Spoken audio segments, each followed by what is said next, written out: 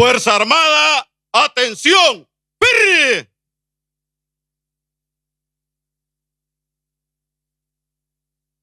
Buenas noches, señor presidente de la República y comandante general de la Fuerza Armada. Con permiso, señor presidente, le voy a hablar.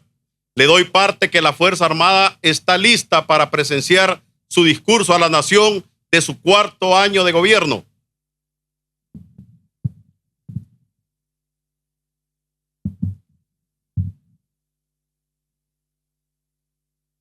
Fuerza Armada, al hombro, ¡arre!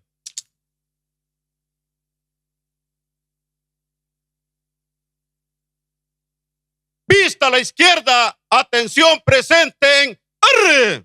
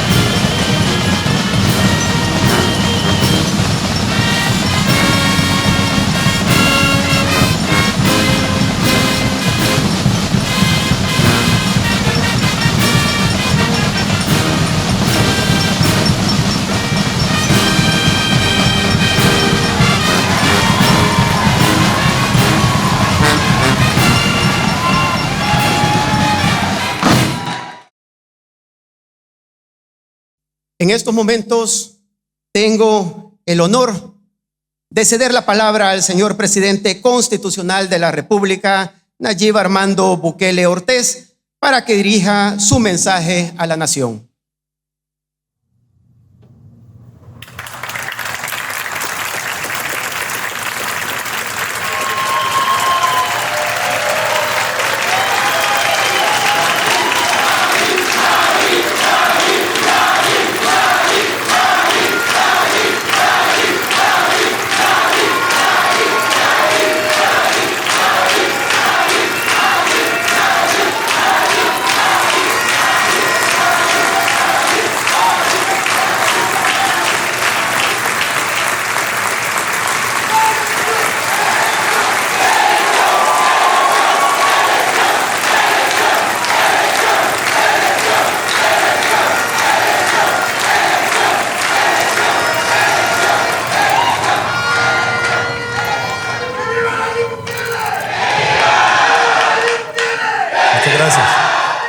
Señor presidente de la Asamblea Legislativa, Ernesto Castro, señores diputados y diputadas, propietarios y suplentes que nos acompañan,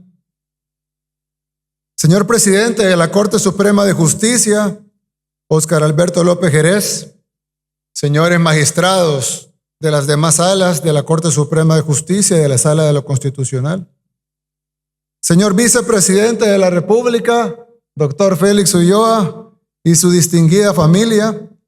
A propósito, Félix y Lilian están cumpliendo 50 años de casados este mismo día.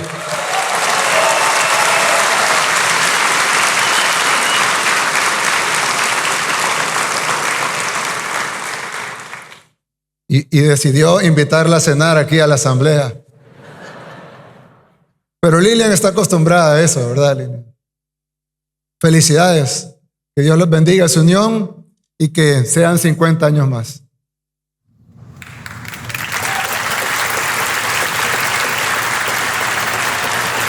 Mi querida esposa Gabriela, la primera dama de la República.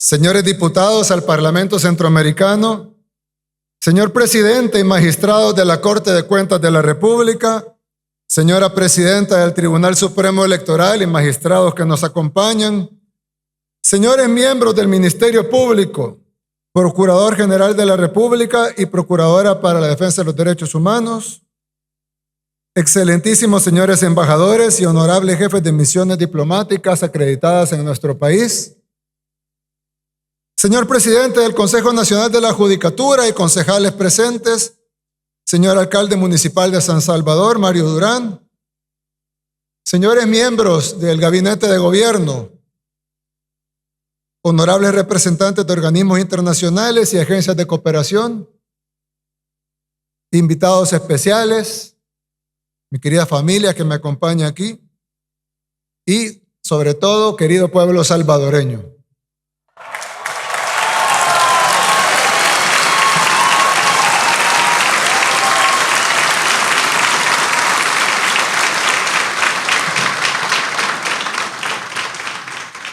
En 4 años, El Salvador es otro país. Eso no lo puede negar nadie, ni siquiera la oposición. Hemos tenido que trabajar muy duro para llegar hasta acá. No tengo que repetir la historia porque los salvadoreños la conocen bien. Saben de primera mano cómo es vivir en un país controlado por terroristas, sin libertad, sin esperanza, sin nada.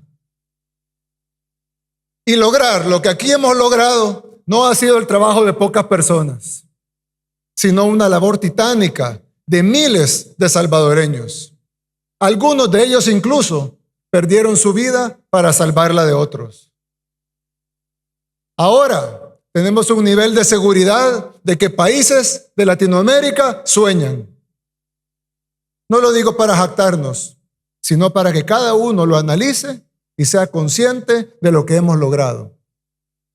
Perdimos el miedo, detuvimos la caída libre en la que veníamos y comenzamos a volar incluso por encima de nuestras expectativas.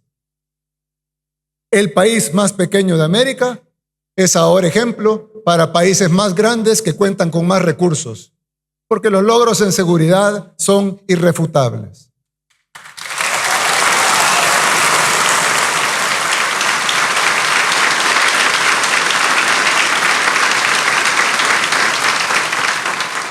Hoy, la normalidad de los salvadoreños es caminar a las 9 de la noche en su comunidad, o cruzar una calle antes prohibida, o jugar en el parque con amigos de otra colonia. Hasta hace poco tiempo, esas cosas sencillas en otros países eran impensables en El Salvador.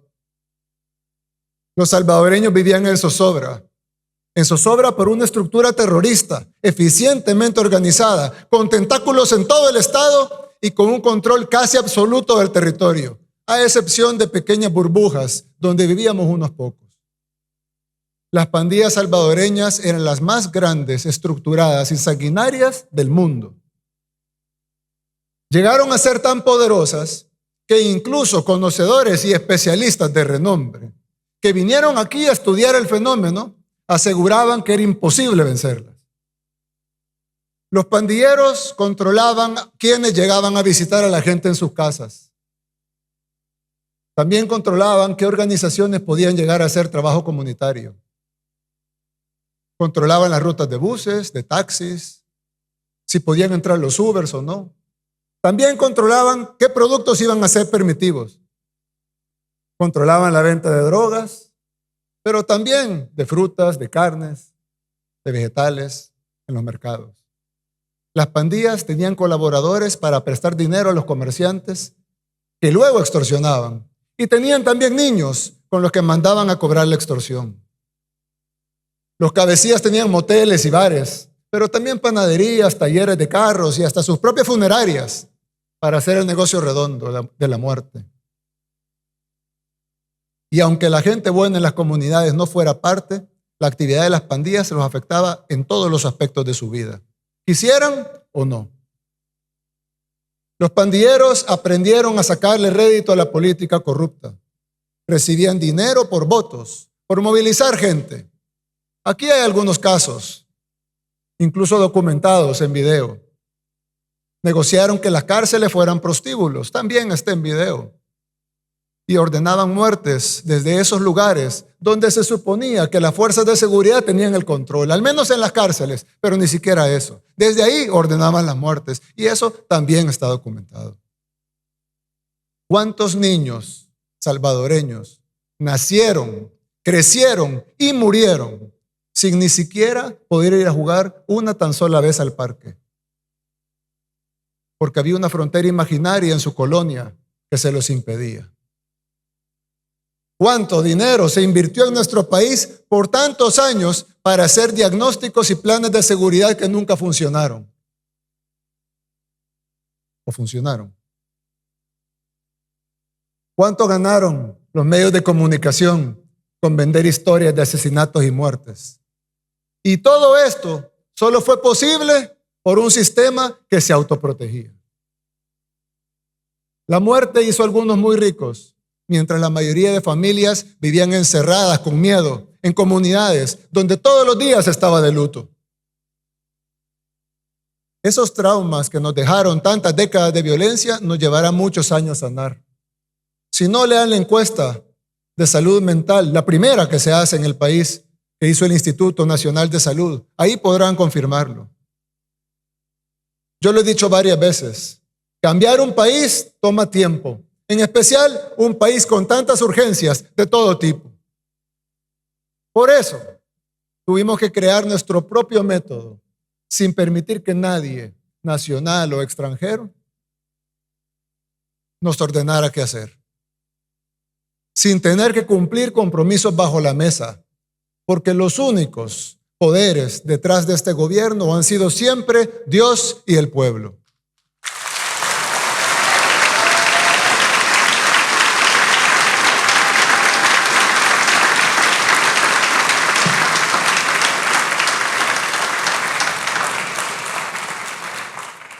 Ningún otro presidente podía siquiera, no quería, pero si hubiera querido, no podía siquiera tomar decisiones porque no venían aprobadas por sus financistas. Mientras que nosotros solo le rendimos cuentas a los salvadoreños. Por eso hemos podido tomar las decisiones que había que tomar. No rendimos cuentas a la comunidad internacional. No nos doblegamos ni ante los países que nos quieren decir cómo debemos resolver nuestros problemas cuando ellos ni siquiera pueden resolver los de ellos. En El Salvador hicimos lo que ningún país de Latinoamérica pudo hacer, ni siquiera algunas potencias del continente. Cambiamos el viejo sistema político y le arrebatamos a los delincuentes el control del Estado. Pero quizá a 4 años de gobierno, nuestro principal logro no sea la seguridad, sino haber alcanzado realmente la capacidad de reinventarnos. Desde el principio tuvimos el liderazgo, la visión, la valentía, la determinación, pero nos hacían falta las condiciones. Las fuimos consiguiendo poco a poco. Al inicio con la presidencia, luego gobernamos a pesar de los obstáculos y finalmente con el triunfo de esta asamblea. que con eso se logró además no solo la gobernabilidad, sino también la depuración del sistema judicial y del Ministerio Público. Sin esas cosas hubiera sido imposible luchar la guerra contra las pandillas. Ahora, el régimen de excepción, también aprobado por esta Asamblea, nos ha permitido saborear al fin la paz. Por primera vez desde que tenemos memoria. El Salvador es un país pequeño, que no tiene los recursos de las grandes potencias mundiales. Pero aún así, hemos ido arreglando lo que estaba mal. Y cada vez somos más conscientes de que otra forma de vivir sí es posible. Para un país como el nuestro, que estaba al borde del colapso por la violencia, reinventarse no solo era una necesidad, sino que era vital. Hoy, 4 años después, podemos decirlo sin que suene exagerado. Ya no somos los mismos. Al fin, los salvadoreños ya pueden pensar en otra cosa que no sea evitar que los maten. Ya podemos aspirar a más. El Salvador es otro país. Ahora, de verdad es nuestro. Ahora los comerciantes pueden pensar en cómo vender más, cómo mejorar sus servicios, cómo abrir nuevas sucursales. Ya no están pensando en cómo pagar la extorsión a fin de mes o que los maten por no pagarla. Los jóvenes pueden pensar en un futuro diferente, en lugar de ser únicamente reclutados o asesinados por las pandillas. La gente está pensando a dónde ir o qué más hacer el fin de semana. Ya no tienen miedo de estar afuera todo el día o regresar tarde a su casa. Lo que antes era privilegio de unos pocos, ahora es lo cotidiano para todos. Ahora, lo cotidiano empieza a hacer que los niños jueguen en cualquier parte, que los vecinos se crucen en cualquier calle, sin importar la hora, que en las colonias los desconocidos dejen de ser una amenaza, que las familias ya no estén separadas por fronteras imaginarias, que los espacios públicos sean de verdad públicos. Gracias a mi esposa Gabriela, que las madres embarazadas vayan a sesiones de educación prenatal, cerca de su comunidad, que los niños vengan al mundo con amor y que los padres puedan también vivir ese momento. Ahora, lo cotidiano empieza a hacer que la gente vaya al centro histórico en la noche, conciertos todas las semanas, que los hoteles y los hostales estén llenos, que las familias salgan y regresen a sus casas a la hora que quieran, que los padres lleven a los hijos a sus cubos y a las bebetecas, que seamos anfitriones de mundiales de surf, que seamos sede de los Juegos Centroamericanos y del Caribe y de Miss Universo. El Salvador es otro país, ya no somos los mismos, pero la necesidad de reinventarnos siempre la tuvimos. Esa necesidad siempre estuvo. La diferencia es que ahora tenemos la capacidad y la voluntad para hacerlo. Y lo demostramos con la guerra contra las pandillas. Todavía no estamos donde queremos en muchas áreas que también son importantes. Sin embargo, hay unas decisiones que no podemos seguir aplazando, porque debemos garantizar una mejor gestión pública y tener los recursos necesarios para satisfacer todas las necesidades que nos faltan. Por eso hoy quise hacer 3 anuncios. El primero es que tengo aquí en mis manos la propuesta para reorganizar la división político-administrativa de El Salvador.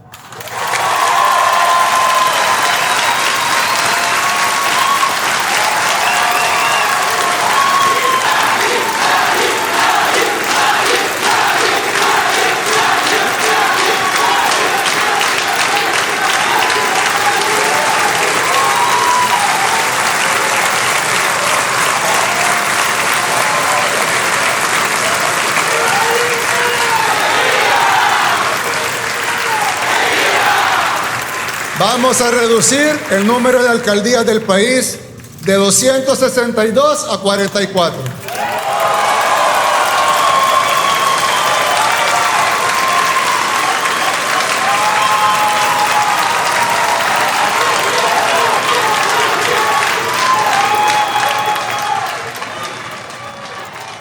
Los municipios actuales se convertirán en distritos que a su vez integrarán estas nuevas 44 alcaldías.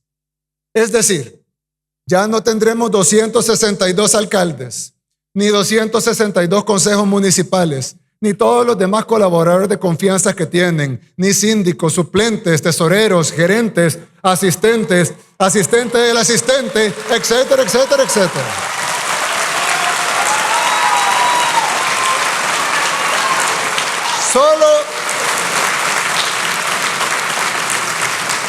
Solo tendremos 44 alcaldes con sus respectivos consejos municipales.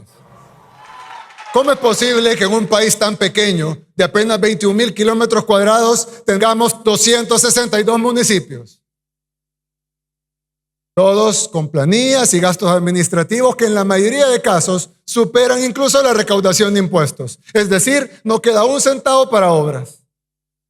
A eso sumémosle que muchos alcaldes solo se dedican a robar. O a ver qué beneficio personal sacan de los recursos de la gente. Y por otro lado, algunos alcaldes honrados que quieren trabajar y que quieren hacer mejores obras, porque los hay, no la mayoría, pero los hay, no reciben tanto dinero como otros municipios, con más negocios, con más servicios y por lo tanto tienen una menor cantidad de impuestos o de presupuesto. Pero quiero dejar claro algunos puntos. Con la reducción de alcaldías y municipios no van a desaparecer las identidades de los municipios. Esas van a continuar convertidas en distritos.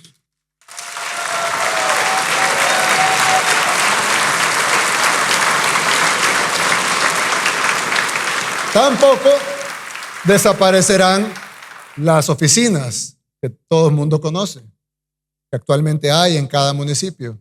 Seguirán ahí, no tendrán que ir más lejos a hacer un trámite. Lo harán en el mismo lugar donde siempre lo han hecho. Las tasas municipales continuarán siendo las mismas en cada distrito, sin incrementos, por decreto.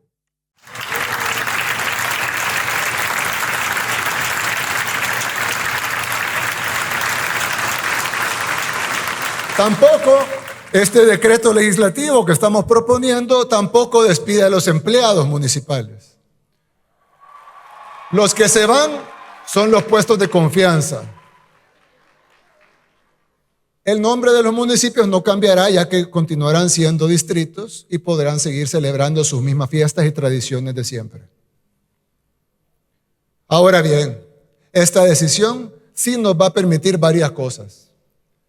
Reducir la carga presupuestaria que implica mantener 262 alcaldes con sus concejales, suplentes, síndicos, secretarios, asesores, tesoreros, directores, gerentes jurídicos, jefes de prensa, financieros, etc. Hacer una distribución más equitativa de los impuestos y que los municipios pobres puedan recibir más y al pasar a formar parte de otro conglomerado de municipios con mejores ingresos. Realizar grandes obras que puedan beneficiar a varios municipios desde las alcaldías, que ahora no pueden hacerse por burocracia o por leguleyadas. Mayor uso de los fondos públicos en obras y no en planillas. Todos saben que El Salvador es un país pequeño y que la forma actual es inviable. La forma que ha sido administrado localmente es totalmente inviable. Es algo que debió haberse cambiado hace mucho tiempo y no se hizo. ¿Por qué? Porque no harían nada jamás que golpeara a sus financistas o para el reparto de plazas. Pero ahora sí, ahora se hacen las cosas con valentía y con liderazgo.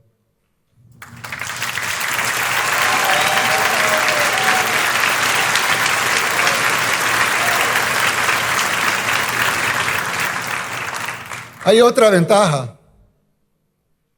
Y es que ahora van a poder elegir mejores alcaldes y también fiscalizarlos.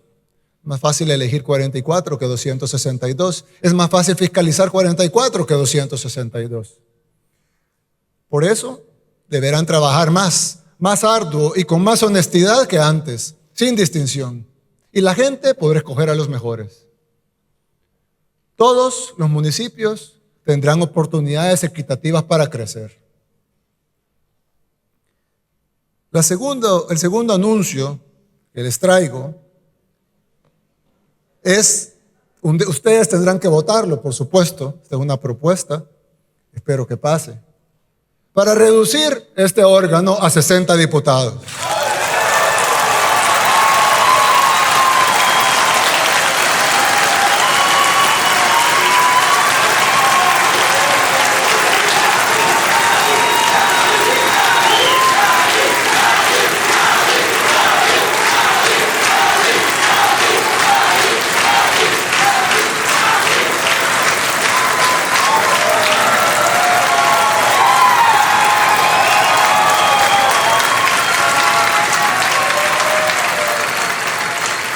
Vamos a reducir esta asamblea a 60 diputados como era antes de que se firmaran los falsos acuerdos de paz.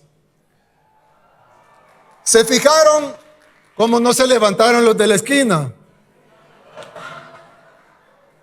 Esta asamblea tenía 60 diputados. No es un número antojadizo que nos hemos inventado o que se nos ocurrió en el gobierno. Esta asamblea tenía 60 diputados. Pero Arena y el FMLN, en esa farsa que hicieron llamada Acuerdos de Paz, financiada además por todos los organismos internacionales, como el gran logro del país, cuando todos los salvadoreños saben que solo nos costó sangre y subdesarrollo. Pero Arena y el FMLN, en esa farsa que firmaron, en su momento añadieron 24 diputados más a la Asamblea Legislativa para asegurar los curules de sus amigos sin perder los otros curules. Mantener todos los salarios y sus privilegios y dejando entrar a la mesa al FMLN, que fue lo único que se cumplió de los acuerdos de paz, darles a ellos su tajada del pastel.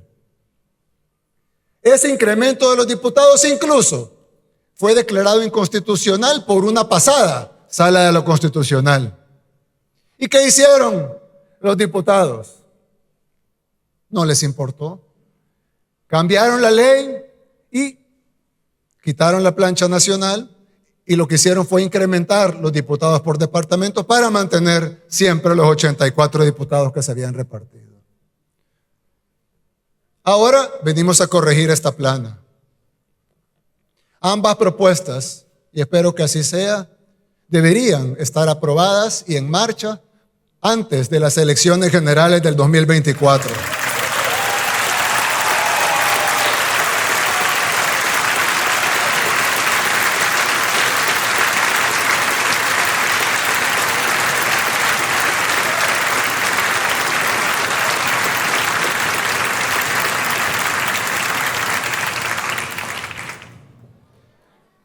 Y por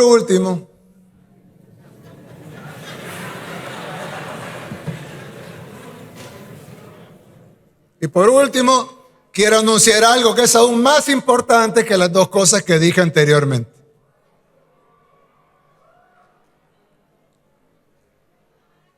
El Salvador tiene varios problemas de origen. ¿A qué le llamamos problemas de origen? Son esos problemas que no solo son estructurales, sino que también son transversales. Y además, no solo afectan un ámbito de la vida, sino que afectan todos los ámbitos de la vida de los ciudadanos. Tienen consecuencias directas e indirectas de diferentes tipos, como muchos problemas importantes. Pero además tienen una condición sine qua non. Son indispensables para que todo lo demás pueda suceder, para que todo lo demás se pueda hacer y podamos garantizar el bienestar de la población. Uno de esos problemas, ya lo hablamos hace un rato, era la inseguridad.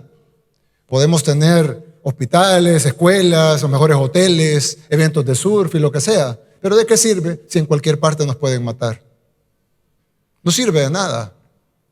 Resolver el problema de la seguridad es resolver un problema de origen.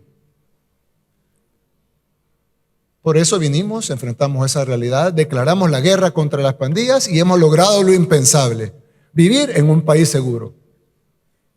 Pero tenemos otro problema de origen, endémico, que siempre ha existido y que al igual que las pandillas también tiene tentáculos en todos los niveles del Estado.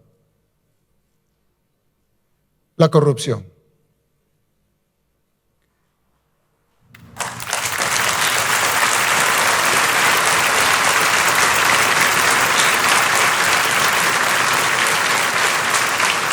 Así como la delincuencia, la corrupción afecta todas las áreas de la vida.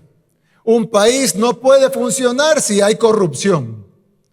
No nos deje invertir en soluciones y proyectos para la gente, y mucho menos en grandes obras que nos permitan crecer más rápido y frenar el letargo del subdesarrollo en el que nos mantuvieron. Pero la corrupción también es un problema, no solo por lo que los funcionarios roban, sino porque se necesita tiempo para hacerlo. En este país, los corruptos pasan pensando todo el tiempo en cómo hacer para sacar más dinero de las arcas del Estado. Y no gobiernan. Están gobernando, pero no gobiernan. Y si no, regresen al pasado y vean lo que se hizo en los últimos 5, 10, 15, 20, 30, 40 años. Y ojo, para que exista el funcionario corrupto, generalmente también hay un empresario corruptor. En la mayoría de los casos, tiene una tajada más grande incluso que el funcionario. Paga 1 millón para robar 10 millones. Así que mi tercer y último anuncio, el más importante de los 3 que daré esta noche, es que hoy declaramos la guerra contra la corrupción.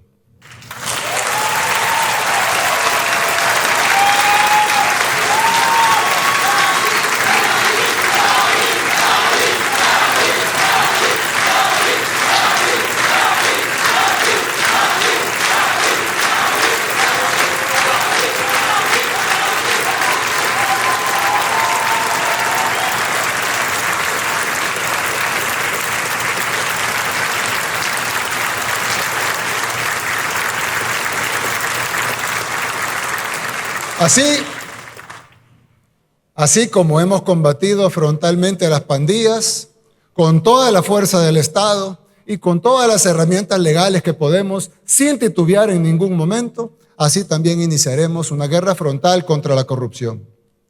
Así como desplegamos fuerzas de seguridad del Estado y acorralamos a los pandilleros hasta llevarlos a la cárcel, así también actuaremos con los delincuentes de cuello blanco, vengan de donde vengan.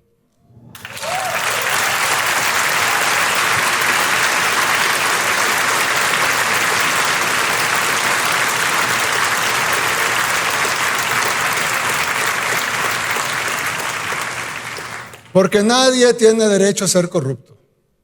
Que nadie piense que está blindado.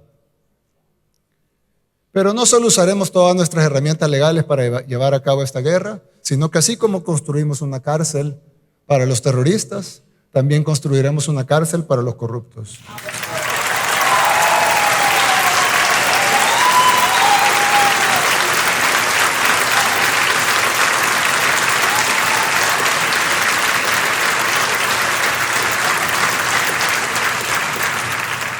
Incautaremos todo lo que tengan y haremos que devuelvan lo robado.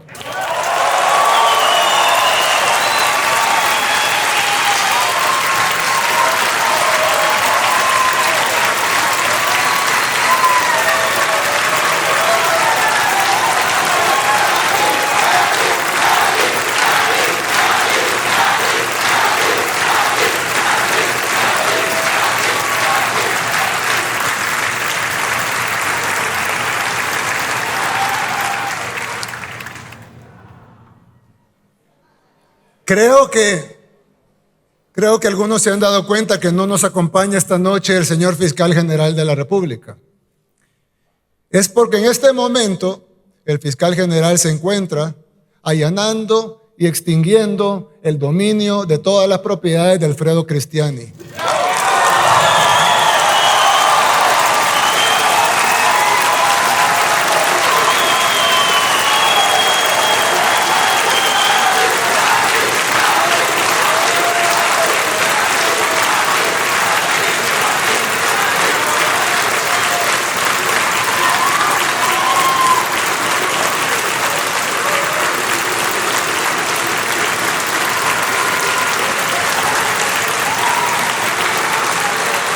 En este momento, la Fiscalía General de la República está ingresando a su mansión en Santa Elena, a su casa en el lago de Coatepeque, a la droguería Santa Lucía e incautando todos esos bienes que pasarán a posesión del pueblo salvadoreño.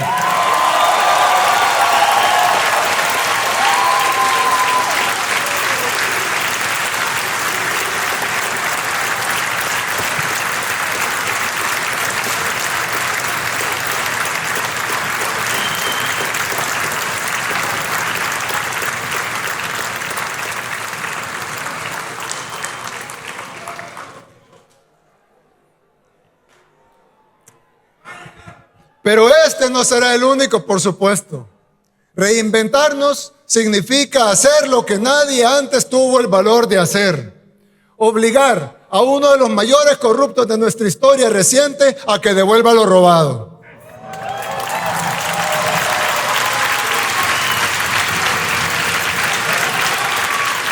Vamos a perseguir la corrupción en todos los niveles, empezando por uno de los políticos que más daño le hizo a nuestro país, que se creía uno de los dueños de la finca y que por eso despreciaba al pueblo salvadoreño. Curioso que no vi al FMLN aplaudir. Traidores.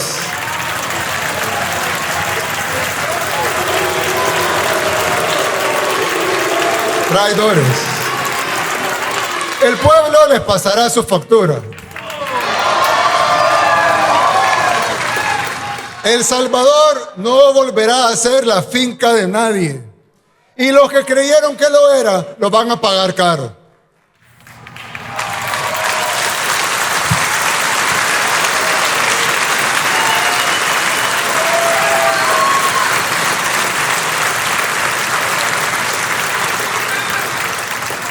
No importa si robó hace 1, 5, 10, 30 años. Les recuerdo que gracias a las reformas hechas en esta Asamblea Legislativa, los delitos de corrupción ya no prescriben.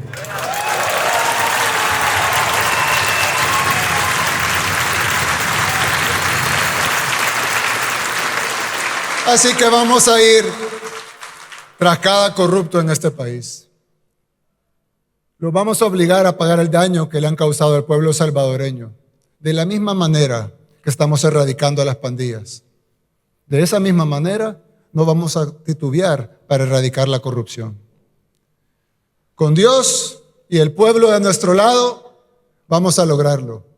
El Salvador ya es otro país. Este es solo el inicio. Ya no somos los mismos. Que Dios los bendiga a todos. Muchas gracias.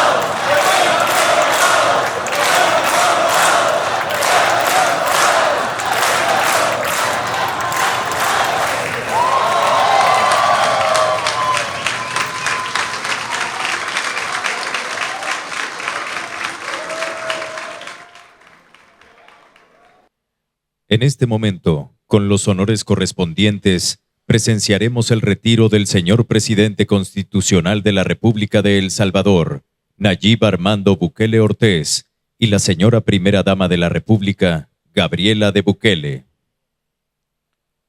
Unidades, atención, ¡fir! Al hombro, ¡fir! Vista a la izquierda, atención presente, ¡fir!